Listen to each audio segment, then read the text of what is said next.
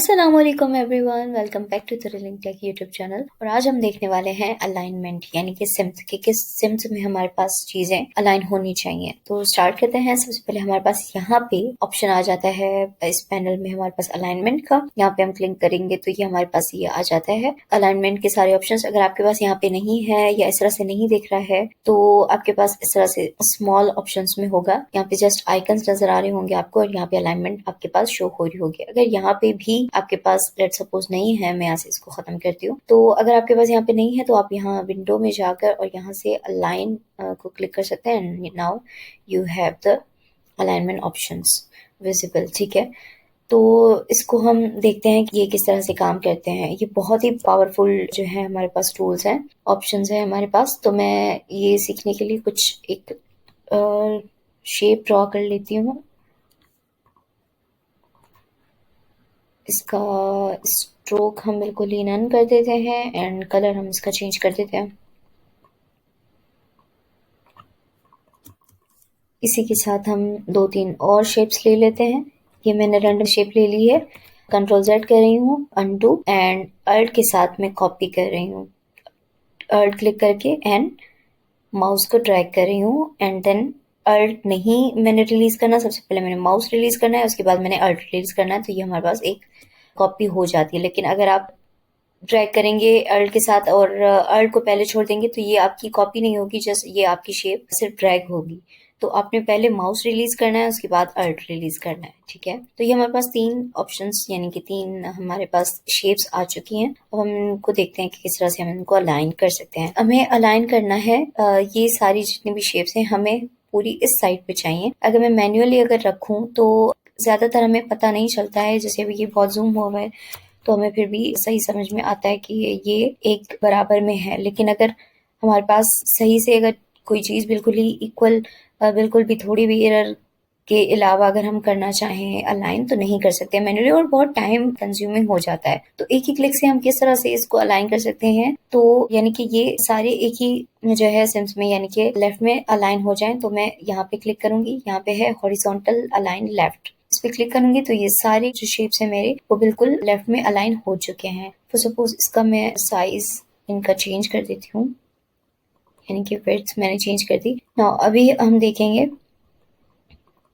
कि इन तीनों को मुझे लेफ्ट अलाइन करना है। तो मैंने इसको क्लिक कर दिया तो ये अलाइन हो चुके हैं। ठीक है, अभी मुझे अगर राइट में अलाइन करना है तो मैं यहाँ से हॉरिजॉन्टल अलाइन राइट पे क्लिक कर दूंगी और ये सारी शेप्स राइट पे आ चुकी हैं। और अगर मुझे ये चीजें सारी सेंटर अलाइन चाहिए तो मैं यहाँ से क्लिक करूंगी और ये सेंटर लाइन हमारे पास सारी चीजें हो चुकी हैं। इसी तरह ये हमारे पास था हॉरिजॉन्टली, अभी हमें वर्टिकली में देखना है तो मैं इनको इसी तरह से रोटेट कर देती हूँ। मैंने जस्ट इनको सेलेक्ट करके एंड रोटेट इस तरह से टिल्ट किया। उसके बाद अभी हम देखते हैं कि वर्टिकल अलाइनमेंट किस तरह कर सकते हैं हम। तो ये हमने सेलेक्ट कर लिए। नाउ हमने यहाँ पे क्लिक करना है, यानी कि हमें टॉप की तरफ अलाइन करना है। तो मैं यहाँ पे क्लिक करूंगी और ये सारे शेप्स हमारे टॉप पे अलाइन हो चुके हैं। ठीक है, हर जो हमारी शेप का टॉप था तो उसी की टॉप के बराबर बाकी सारे शेप्स भी हमारे पास आ जाते हैं। फिर मैं बॉटम पे मुझे जो है वो अलाइन करना है, यानी कि वर्टिकली बॉटम में अलाइन करना है। तो मैंने यहाँ पे क्लिक कर दिया एंड ये बॉटम में आ चुके हैं। और अगर मुझे सेंटर अलाइन करने हो वर्टिकली तो ये सेंटर अलाइन हो चुके हैं। इसी तरह अब इनमें हमें दिख रहा है कि ये स्पेसिंग जो है वो डिफरेंट है, यानी कि यहाँ पे स्पेसिंग हमारे पास गैप ज्यादा है, यहाँ पे हमारे पास कम है। तो इनको अगर हम मैन्युअली देखेंगे, खुद से स्पेस देंगे तो वो हमारे पास कभी सही आती है कभी नहीं आती है। तो हम क्या करेंगे, इन तीनों को सिलेक्ट करेंगे। ठीक है, और यहाँ से मैं जो है डिस्ट्रीब्यूट ऑब्जेक्ट कर रही हूँ। तो ये आप देखेंगे यहाँ पे ये हम वर्टिकली डिस्ट्रीब्यूट करेंगे तो इस तरह से हो जाएगा। अब मैं इन सबको सिलेक्ट कर लेती हूँ और यहाँ से मैं हॉरिजॉन्टली डिस्ट्रीब्यूट करती हूँ। तो ये देखें ये इक्वल डिस्ट्रीब्यूशन इनमें आ चुकी है इनके बीच में। और अगर इन्हीं को हम दोबारा वर्टिकली में देखना चाहते हैं तो मैं दोबारा से इनको रोटेट कर देती हूँ शिफ्ट के साथ। तो ये बिल्कुल इक्वली जो है रोटेट हो जाते हैं। अभी आप देखेंगे कि ये वर्टिकली भी हमारे पास जो है वो अलाइन यानी कि डिस्ट्रीब्यूट सही से नहीं है, गैप कहीं पे ज्यादा है कहीं पे कम है। तो इनको डिस्ट्रीब्यूट करने के लिए मैं यहाँ से सेंटर में करूंगी। तो ये देखें आप सेंटर में बिल्कुल ही इनकी स्पेसिंग अब जो है वो बिल्कुल इक्वल आ चुकी है। तो ये हमारे पास जो है वो सेंटर वर्टिकली सेंटर है, यहाँ पे ये हॉरिजॉन्टली सेंटर है, ये हमारे पास वर्टिकली टॉप है, ये हमारे पास हॉरिजॉन्टली टॉप है और यहाँ पे हमारे पास ये हॉरिजॉन्टली राइट एंड ये वर्टिकली राइट। ठीक है, तो ये ऑप्शंस इस तरह से हैं। ये हमारे पास अलाइनमेंट है और ये हमारे जो है वो ऑब्जेक्ट्स को डिस्ट्रीब्यूट करने की ऑप्शंस हैं जो कि वर्टिकली एंड हॉरिजॉन्टली हमारे पास आ जाते हैं। इसके अलावा हम स्पेसिंग जो है वो स्पेसिंग को किस तरह से डिस्ट्रीब्यूट कर सकते हैं मैन्युअली, तो वो भी हम देख लेते हैं। तो यहाँ से हम जो है वो मैन्युअली स्पेसिंग डिस्ट्रीब्यूट कर सकते हैं। ये हमारे पास है वर्टिकली डिस्ट्रीब्यूट एंड ये हॉरिजॉन्टली डिस्ट्रीब्यूट है।